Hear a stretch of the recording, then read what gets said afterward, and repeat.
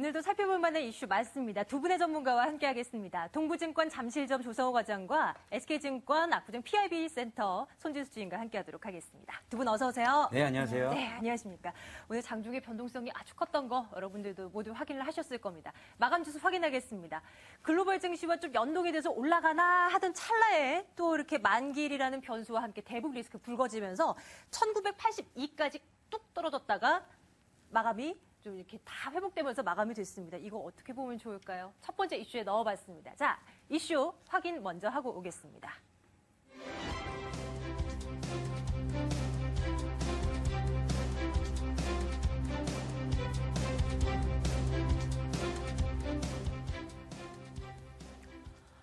장중에 주가 밀리는 거 보고 가슴 철렁하셨던 분들 많으셨을 겁니다. 그래도 오후 들어서 거의 납북 만회하면서 이제 마감이 되긴 했는데 좀 해석은 제각각 나오는 것 같아요. 앞으로도 안 좋을 것이다. 아니다. 이거 크게 영향 없을 것이다. 이런 의견들이 분분한 상황인데요. 두 분의 시각 좀 듣겠습니다. 조성호 과장님께서는 오늘 이 출렁임 어떻게 보세요? 그냥 단기적인 건가요? 일단 다행인데 제 생각에 이런 흐름들이 앞으로 좀 몇 차례 더 나오지 않을까라는 그런 생각이 좀 드네요. 일단 사실 오늘 아침장만 해도 시청자분들 정말 깜짝 놀라셨을 거예요. 그냥 뭐 속절없이 뭐 빠져버리니까 그래도 뭐 좀 낙폭을 많이 하면서 끝나니까 좀 한숨을 좀 돌리시는 그런 결과이기는 한데 이게 이제 북한 리스크 이제 오늘자 기준으로 이제 한미 키 리졸브 훈련 이제 시작을 했고 이제 북한에서 이제 오늘을 기점으로 이제 정전업종은 백지화다 이렇게 선언을 해버리니까 굉장히 이제 긴장감이 고조가 되는 부분들이 이제 반영이 됐는데 이게 이제 과거에 뭐 광명성 3호와 이제 그 3차 핵실험과 좀 다른 부분들은 이 광명성 3호랑 3차 핵실험은 사전에 좀 예고가 돼 있는 상황에서 어떤 잠깐의 이슈로 끝났잖아요. 뭐 광명성 3호는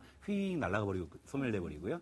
핵실험도 이제 그냥 지진이 감지된 이후에 그냥 소멸돼 버린 이런 거였는데 이번 이제 북한 리스크는 조금 더 갈 수밖에 없는 게 일단 이 한미 그 키 리졸브 훈련이 21일까지 하거든요. 앞으로 이제 열흘 남았어요. 그러니까 열흘 동안은 계속적으로 지금 미국의 항공모함이 지금 서해 쪽에서 지금 또 이 훈련의 어떤 그 컨셉이 이제 북한을 타격하는 이런 훈련이기 때문에 계속적으로 이제 북한 쪽에서는 뭐 이걸 뭐 팔짱 끼고 보고 있지는 않을 거란 말이에요. 그러니까 계속적으로 뭐 이제 북한 중앙방송을 통해서 뭐 또 뭐 불바다라느니 뭐 이제 이런 어떤 좀 호전적인 이런 발언들도 쏟아지면은 또다시 또 시장은 또 북한 리스크 반영될 수밖에 없기 때문에 과거처럼 이제 북한 리스크는 일시적이라고 학습 효과가 있지만 그럼에도 불구하고 이번만큼은 이 훈련 기간 동안은 좀 가지 않을까라는 그런 관점이기 때문에 이런 흐름들이 좀 몇 차례 더 나오지 않을까. 뭐 저녁 때 북한 중앙통신에서 또 뭐 서울 불바다 이런 식으로 얘기해 버리면 다음날 또 밀렸다가 또 이내 이제 좀 저감에서 유입되면서 이 정도 수준은 다시 이제 회복해주는 흐름들 나올 것 같고 여기서 이제 추가 상승은 역시 좀 어렵다라고 좀 보고 있는 게 일단 상승 모멘텀은 좀 없는 상황이잖아요. 그러니까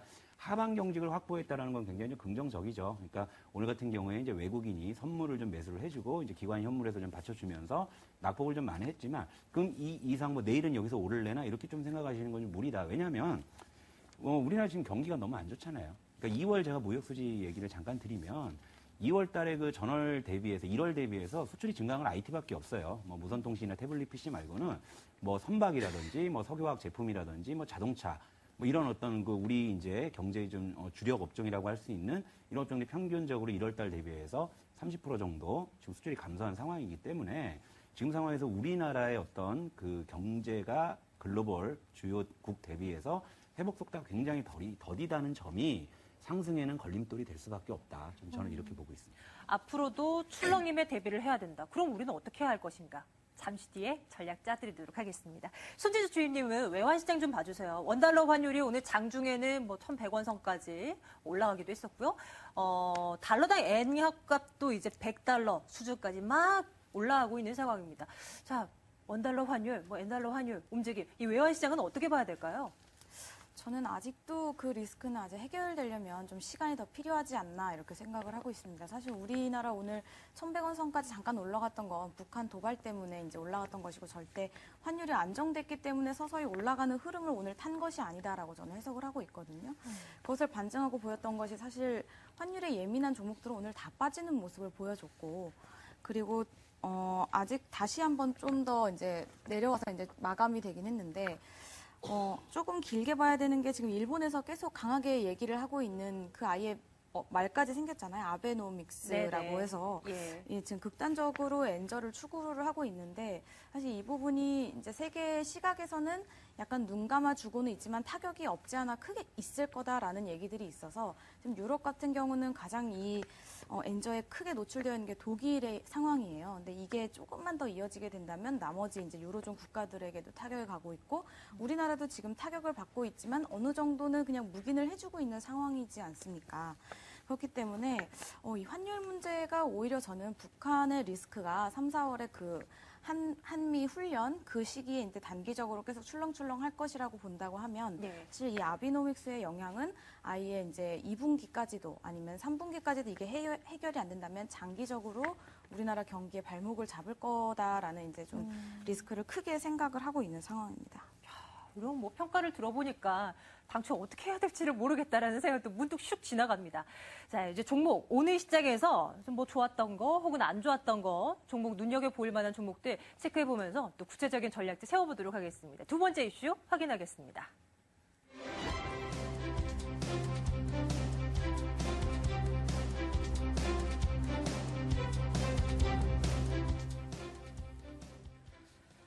자, 그렇게 뭐 자주 보지는 않는 종목군입니다. 간혹 가끔 가다가 이슈되면 점검해드리는 종목인데요. 항공주. 그 가운데서도 대한항공 앞서서 차트 흐름 보셨습니다. 오늘 낙폭으로 따진다면 뭐 1%대 하락으로 마감이 됐는데 매일매일 내립니다. 52주 신저가 기록하고 있습니다. 왜 이렇게 떨어지는 걸까요? 실적 때문이라고 합니다. 아니 왜 지난해 우리나라로 찾아온 해외 관광객도 엄청 많았고요. 또 요즘에는 원화 뭐 강세, 엔저 이런 거 얘기 나오면서 해외로 나가는 내국인들도 참 많은데 왜 실적이 안 좋다는 걸까요? 조성호 과장님, 왜 이렇습니까? 왜 이렇게 자꾸 떨어지는 거예요? 일단 뭐 여객 수요는 이제 꾸준하게 증가하는 건 사실인데 네. 이제 그 화물 운송, 물동량, 화물에 대한 수송이 지금 급감을 해버리다 보니까 네. 그런 쪽이 이제 실적 우려에 좀 발목을 잡힌 거고 작년부터 사실 대한항공을 좀 리뷰를 해보면 사실 작년 3분기가 어떻게 보면 주가 레벨업에 좀 기회였을 수 있었어요. 왜냐하면 작년 3분기 실적이 영업이익이 이제 3천억을 넘었거든요. 그러니까 사상 두 번째 실적이고 그때 이제 대한항공이 그 분기 기준으로 영업이익 3천억을 돌파했던 적이 작년 3분기였어요. 근데 그때 주가가 전혀 오른 게 없습니다. 그 이유는 뭐냐면 딱 그때 한국 항공우주 인수권이 딱 걸려버렸잖아요. 예, 그러다 보니까 그 우려 때문에 실적으로 올라야 될 주가가 못 올라가 버리니까 지금 이제 신저가의 어떤 수모를 이제 겪는 건데 네. 그럼 그 이후에 이제 보시게 되면 굉장히 환경이 급격하게 나빠져 버렸잖아요. 예를 들면 원화 강세가 지속이 되면서 사실 수혜를 볼 줄 알았는데 원화 강세가 반대급부로 엔저 약세로 인한 거기 때문에 일본인 관광객이 아예 그냥 급감을 해버렸는데 이 여객 수요는 분명히 증가한 건 사실인데 이제 수익성이 상대적으로 높았던 일본인 승객이 급감했던 부분들도 지금 여객 실적에서도 그렇게 크게 수익성이 나지 않는 부분이다 말씀드릴 수가 있고 제가 이제 2주 전에 제주도를 갔다 와서 사실 다리 다친 게 이제 제주도 가서 다친 건데 그 제주도를 갔더니 진짜 일본인 보기가 그렇게 힘들더라고요. 그래요? 예, 중국인들은 뭐 여전히 좀 이렇게 자주 보이는데 예. 제가 하도 신기해서 제가 일본인 없는 데만 다니나 해가지고 하도 궁금해서 그 이제 가게 이제 기념품 파는 가게 네네. 이제 그 아주머니한테 요즘에는 그 일본인 관광객 안 오나 했더니 진짜 씨가 말랐다는 표현을 할 정도로 요즘 명동에도 되게 한산하대요. 네, 그럴 정도로 지금 일본인 관광객들이 급감을 했기 때문에 이런 부분들이 굉장히 크다. 그러니까 원화 강세 수혜를 어느 정도 좀 보기를 기대했는데 엔화 약세로 그냥 고스란히 다 그냥 희석해버리는 그런 상황에서. 네. 아니 그래도요, 과장님. 일본인 관광객이 줄어들면 반대로 중국인 관광객에 조금 더 기대어 갈 수는 없나요? 그런데 중국인 관광객에 기대려고 해도 이제 역의 그 편 있잖아요. 그 네네. 뭐라 그러지? 운항 스케줄. 그런 걸 갖다 이게 뭐 갑자기 뭐 여기 중국인이 늘어났으니까 일본에 뭐 동경 가는 거 뭐 하루 12번 가는 거 반으로 확 줄이고 가기는 거 굉장히 어려운 거거든요. 그리고 항공주들 왜 그 돈 빌릴 때 엔화로 빌리는 거 되게 많죠. 네네. 그런 것들에 대한 우려도 좀 큰 건가요? 그러니까 엔화 실제- 약세면 오히려. 그러니까 워낙 강세가 되면 항공주의 장부 가치는 좋아져요. 예. 왜냐하면 그 외화 부채들의 그 원화 이제 환산 평가선이 이제 줄어들기 때문에 그런 부분들이 어느 정도 장부에 반영된 건 분명한데 그런 장부 가치보다 시장은 실적을 원하는 게 분명하다. 그러니까 이런 부분들이 큰 거고 대한항공을 사실은 이게 뭐 사실 이륙을 못하고 지금 뭐 지하철처럼 계속 밑으로 들어가니까 가지고 계신 분들도 굉장히 지금 뭐 속이 지금 네, 타들어가시는 그 속이, 거고 예. 어떻게 보면 또 이제 대한항공을 계속적으로 보시던 분들은 이걸 지금 사야 되나 뭐 이렇게 좀 판단하시는 분들도 계신데 제가 보는 관점은 여기서 조금만 더 그러니까 4만 원대 초반 정도까지 하락을 하게 되면 이게 PBR 1배 수준에 좀 근접을 해요. 그럼 이때쯤 되면 청산가치 밑으로 들어가느냐 마냐기 때문에 그때부터는 정말 저가 매수는 가능할 것 같은데 지금 구간에서는 조금 더 기다리셨다가 4만 원 초반부터 대신 기노후브로.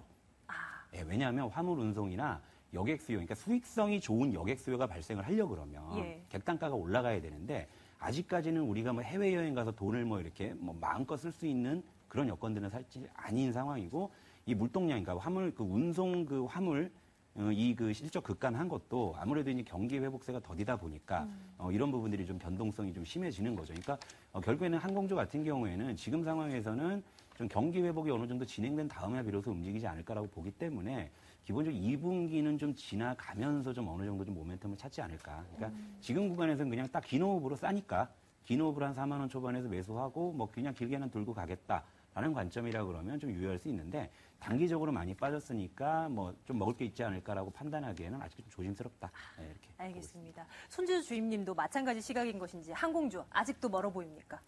네, 저도 이제 앞에서 너무 자세히 얘기해줘서 이제 한 가지만 조금 더 덧붙이자고 하면은 요즘 같은 경우는 아시아나 대한항공 솔직히 젊은 사람들 잘 안 타거든요. 왜냐하면 저가항공사들. 네, 그렇죠. 예, 예. 요즘에도 보면은 저 같은 경우에도 동남아에 좀 휴가를 쓰고 싶다, 아니면 일본을 가겠다, 뭐 홍콩 가겠다, 중국 가려고 그러면 당연히 소셜 커머스 이런 데를 가거나 예, 그런 데 보면 굉장히 저렴하게 항공사들이 이렇게 다 경쟁적으로 나오기 때문에 사실 아시아나항공, 대한항공뿐만 아니고도 이제 대표적인 우리나라 항공사들이 굉장히 타격을 많이 받고 있어요. 예, 그래서 우리나라에서 주로 자주 다니는 이제 항공사가 해외가 뭐 일본, 중국, 이렇게 동남아 이쪽에 굉장히 많은 사람들이 이용을 했었는데 그런 고객들이 다 이제 저렴한 이제 저비용 항공사 쪽으로 이제 빠져나가다 보니까 그 타격도 굉장히 적지 않다고 저는 생각을 그렇겠네요. 하고 있거든요. 예. 그래서 사실 저환율 때는 항공주들이 올라가 줘야 된다라는 게 예전 같으면은 그게 맞는 논리였는데 현재 상황 같은 경우는 화물 운송 부분, 뭐 항공 운송도 상당히 실적이 안 좋아진 상황. 그리고 일본기 같은 경우에는 또 안전 장려금이라고 해서 이제 항공주들은 이제 그 직원들에게 상여금을 또 주는 게 발생을 하게 됩니다. 그렇게 되면 1분기엔 예상치 못한 비용이 또 발생을 하게 되는 거고요. 그러면 고객도 줄어들고 일도 줄어들고 돈 비용은 늘어나고 이렇게 되면 예. 1분기에도 실적이 좋아질 만한 모멘텀이 없는 상황인 거죠. 그래서 저환율이라고 해도 이용자가 없으면 실적이 좋아질 수가 없으니 아직도 1분기에는 조금 조심스럽게 접근을 해야 된다고 생각합니다. 아직은 보류입니까? 그럼 신규 매수로 접근을 한다고 해도. 네, 예. 그렇습니다. 여전하네요. 네, 두 분의 의견 비슷한 것 같습니다.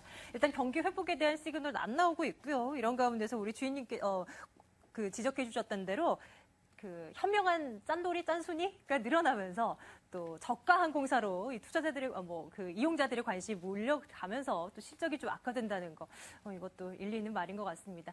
당분간은 조금 보류 항공주 이렇게 정리합니다. 세 번째 이슈 확인하러 가겠습니다. 이번에도 종목 한 가지 보겠습니다.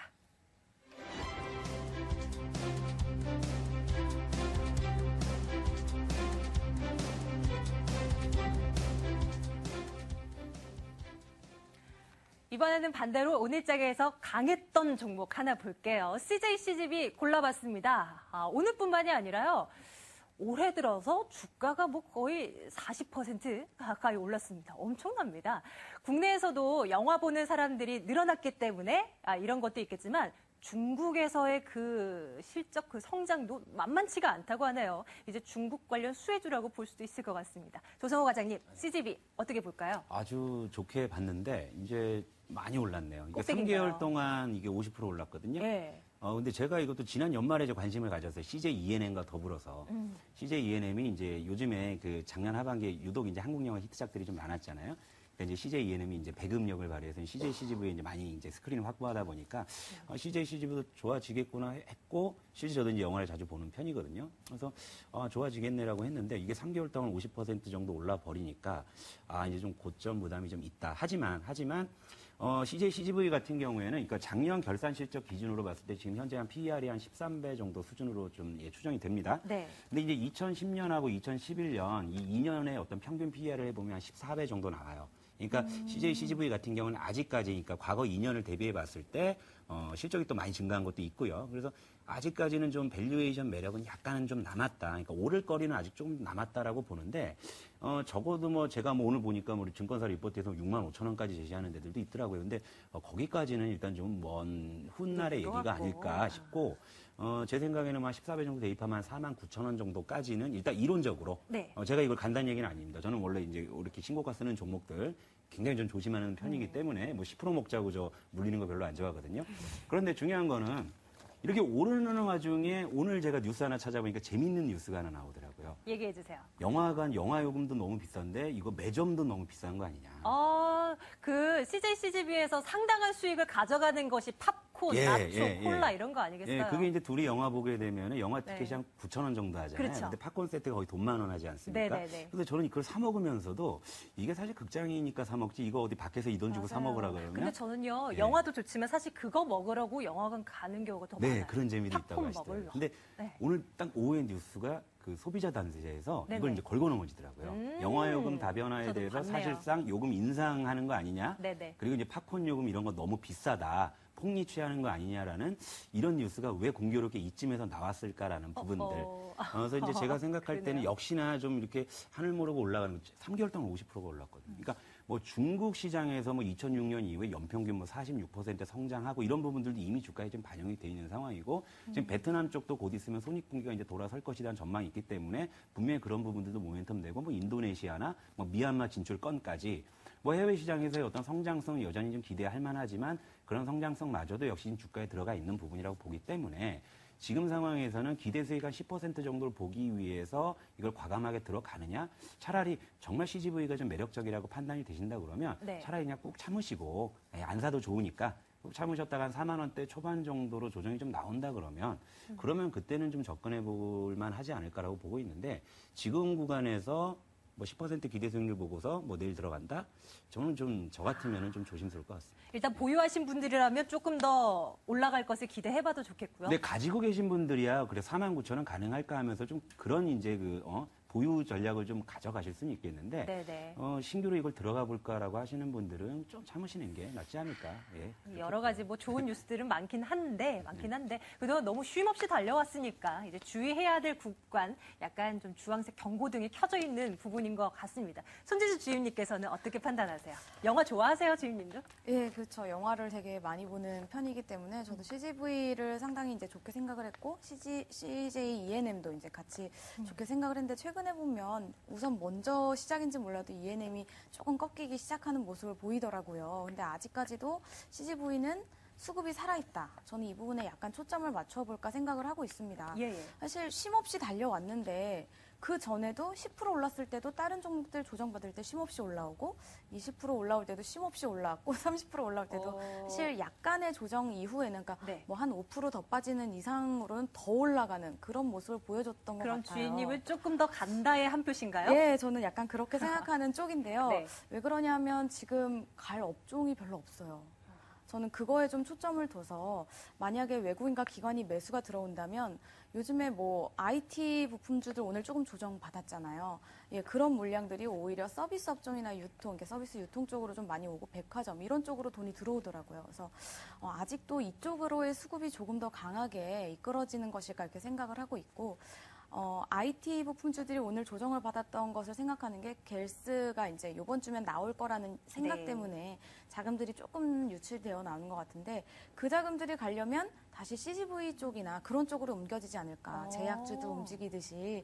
왜 그렇게 생각을 하냐면 영화 같은 경우는 3월에 신작들이 후반에도 상당히 많고 4월 초에도 계속 이제 신작 기대감이 남아있는 상황이라 예. 저는 오히려 거기에 좀 더 기대감을 갖고 아직도 수급은 살아있는 상황이기 때문에 만약에 매도 물량이 처음 크게 뭐 기관과 외국인이 동시에 나오는 날이 시작이 된다. 그럼 상당히 조심을 해야 되지만 아직까지도 이 CGV에 관련된 그런 쪽은 살아있는 것이 아닐까 이렇게 생각을 하고 있습니다. 그러면 많이 올랐지만 수급만 받쳐준다면 신규 접근도 가능하다. 이 네. 구간대에서. 네, 전 그렇게 생각하시는 판단하고 있습니다. 조금의 시각이 다릅니다. 여러분들 잘 판단하셔서 어느 쪽의 전략이 더 맞을까 이거 한번 생각해 보시는 것도 좋을 것 같아요. 자, 이제 내일을 위한 준비하겠습니다. 야, 이번 주에 변수도 있고요. 이제 북한발 리스크가 불거진 지금입니다. 자, 앞으로 어떻게 시장 내다봐야 되고 전략은 어떻게 가져가야 될까요? 자, 조성호 과장님. 앞으로도 변동성은 키울 만한 요인들 분명히 있겠다. 그러면 밀릴 때 사야 됩니까?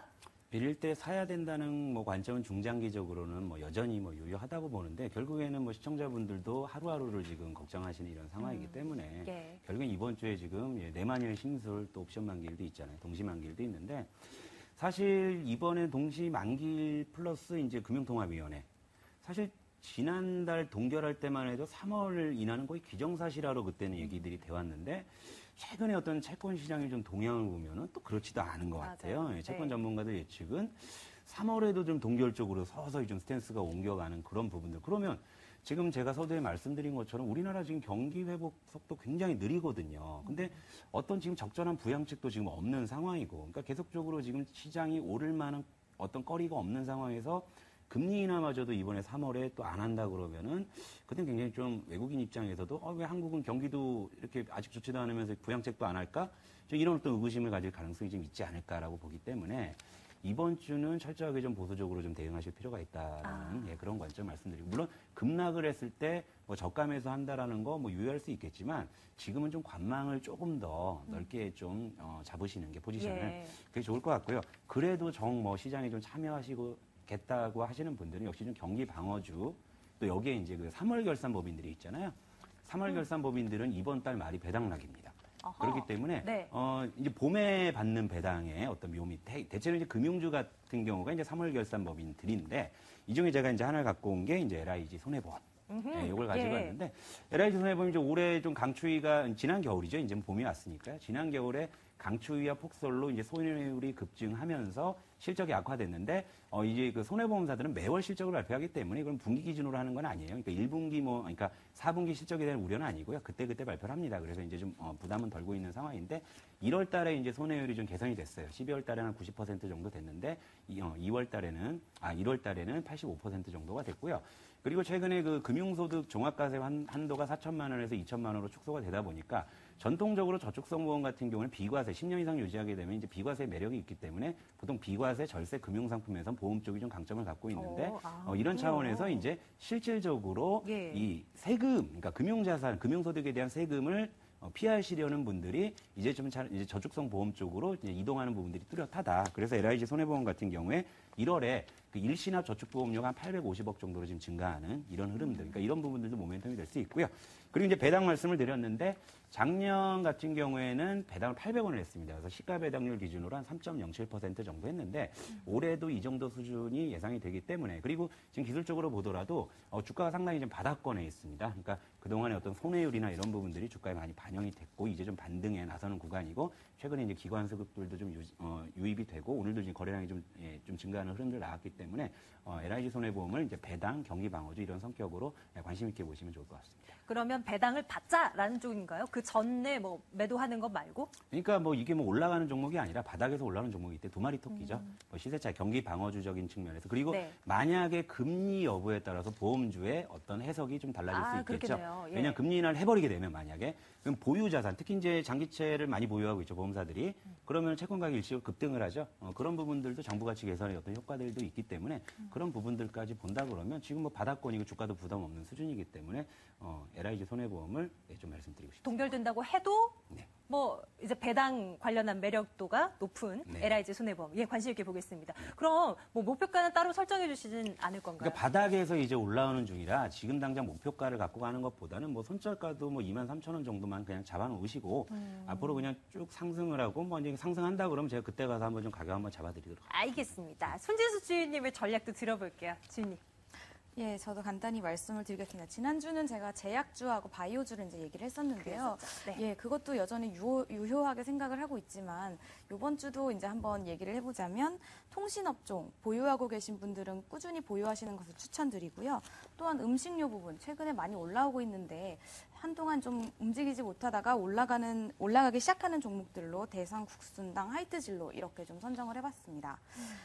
이번 주에 굉장히 부담스러운 뉴스가 많은 상황이기 때문에 저는 항상 내수주는 포트폴리오에 담아놔야 된다는 생각을 하고 있기 때문에 예. 지난주에 이제 제약바이오로 조금 즐거움을 보셨다면 이번에는 다시 이제 같은 내수의 느낌이 있지만 그래서 이제 덜 올라온 종목들 다시 수급이 살아나는 종목들로 이제 교체하는 것을 추천을 드렸고요. 예. 또 한 번 화장품, 아까 뭐 CJ, CGV 같은 경우에도 중국에 대한 기대감이 있는 것만큼 화장품 종목들도 여전한 기대감이 굉장히 큰 상황이기 때문에 다시 한번 최근에 수급이 살아나고 있는 한국콜마나 코스맥스, 그리고 이제 차트상으로 제닉 같은 종목도 한번 담아보았습니다. 예.